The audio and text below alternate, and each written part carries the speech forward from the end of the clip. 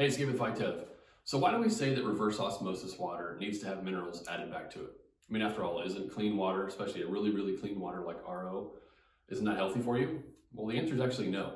If you look at a spectrum of water, clean water is better than dirty water. That's obvious.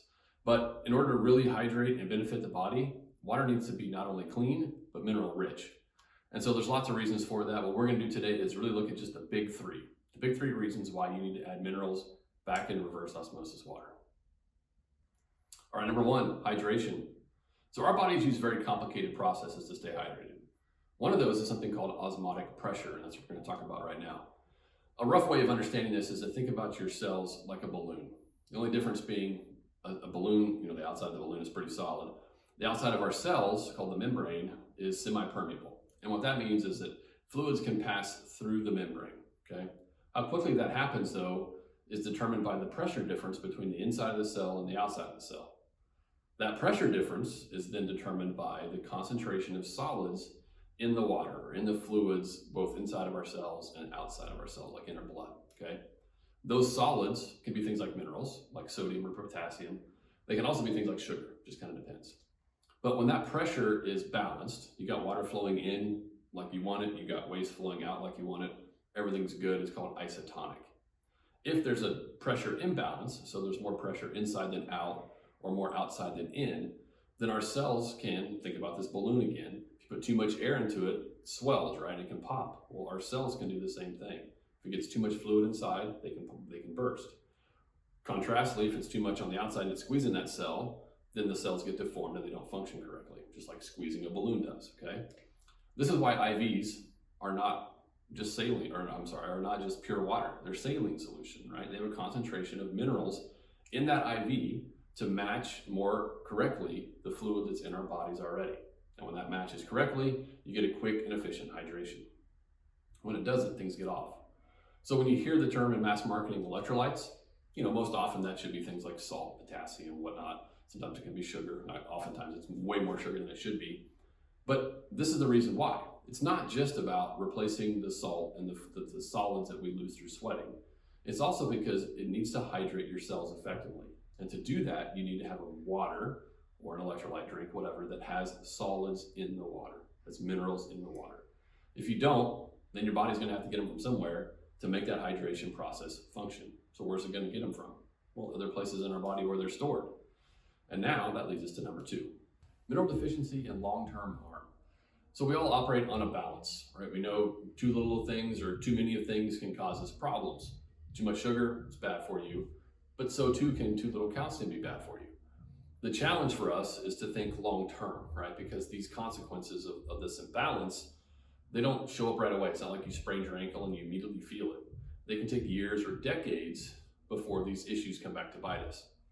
And within the world of water, if you will, the most consequential study on this, looking at the long-term effects of what we drink, was done by the World Health Organization. It's been about 20 years now.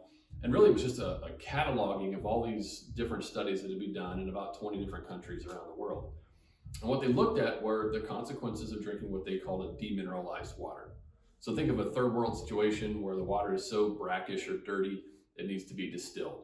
Or a desalinization, taking salt water and turning it into drinkable water. That idea, right? It's demineralized, not naturally, but because of the high level of filtration that needed to be done on the water. And what they found and what they were projecting through these studies is the consequences would be things like cardiovascular problems, circulation issues, bone density problems, just a general malnutrition or a mineral deficiency, right? Makes total sense when you just stop and think about it for a minute.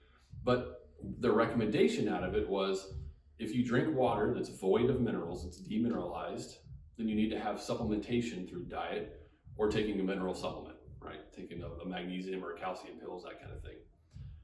The reason for that is those minerals should be in our drinking water, but if it's too polluted, then we need high level of filtration to take the toxins out. That also then removes the minerals that we need. We've just solved one problem, but created another.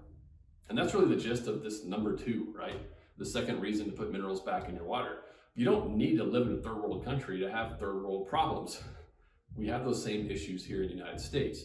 So if you're drinking a demineralized water in your home because you want to take care of things like chloramines and fluoride and agricultural runoff and all that other junk, got to put minerals back into it.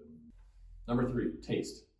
So we just talked about the long-term consequences. Well, this is a short-term benefit. And this is what people notice immediately when they add the minerals back to their RO system. By nature, RO water, because it has no minerals, is corrosive. It makes it acidic. In an industrial place or a commercial place, it can actually degrade pipes and fittings and plumbing and all of that. In our homes, it's more so a problem of taking on the flavors or the taste of things that it's stored in. So think of like your RO storage tank or your stainless steel water bottle that you take when you leave the house. That's what it picks up. Those are the flavors that get imparted into the water. So putting the minerals back in improves the alkalinity, makes the water not corrosive, and it just tastes good again. Part of that is because of the mineral blend that we use, but part of it also is because it just no longer tastes like metal or stale, and any of that or improving that helps immensely. And we all know that if you have something that's healthy and it also tastes good, we're going to be more inclined to use it or partake in it. So when you add minerals back to your RO water, it's not just about hydration. It's not just about avoiding long-term mineral deficiencies. It's also about the short-term benefit of having great tasting water again. But that then starts this kind of positive reinforcing cycle.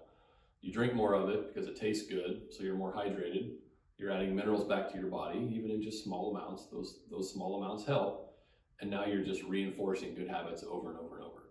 So you have now a clean water and a healthy water.